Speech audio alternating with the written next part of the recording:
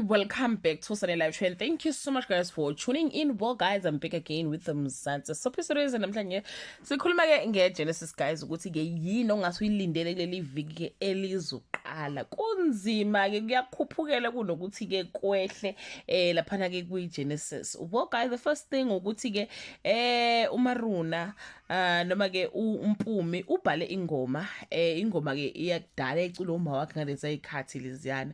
So wayihambisa ke laphana ke eGenesis, mayihambisa eGenesis bathi ke izowela ke ezandleni ke zikaMsizi and uMsizi uzoyithatha ayise kuGabriel Mtshekwa. This is a song ibhalwe yimina, myself and I, and they will take the song bayinike uBasetsana, and uBasetsana guys will nail the song because you know ukuthi ke ngaphandle kwestory leli culo leli uMpuma liculayo yiculo elicula uMaruna. So uMaruna is playing a character kaBasetsana, so she will sing the song perfectly.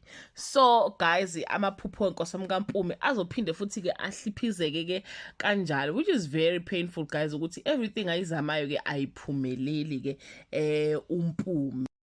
On the other side guys, iyaqhubeka ke impi ke kaMsizi kanye ke noBonko. uBonko will confront uMsizi amtshela ukuthi yazi ukuthi uma wena cishe wafa because lamanga ke omtshele wona, why did you do that? And uMsizi guys bathi ke he continued to go to the dark path, ukuhamba ngendlela ke emnyama, and uzohamba ke awutshela ke iboard yaseGenesis ukuthi umuntu ke owalikha i-album kaMaruna uBonko, and uBonko ke iboard izodemand ukuthi uBonko ke abe axoshwe emsebenzini with the immediate effect axoshwe same time same place right there, bamxoshe ke emsebenzini guys, and uFelicia had to write the letter amuxoshe, and ke guys uzomxoshiwe ke kuleli viki ke uBonko. Asazi bakithi ukuthi ke kuzogcina kuphi, kodwa nje hayi kuba sengazi ukuthi uMsizi uyawina, uGabriel uyawina, and lento asiyithandi inkosi njengababukeli, asiyithandi indaba ukuthi kuhleze kubuyina umuntu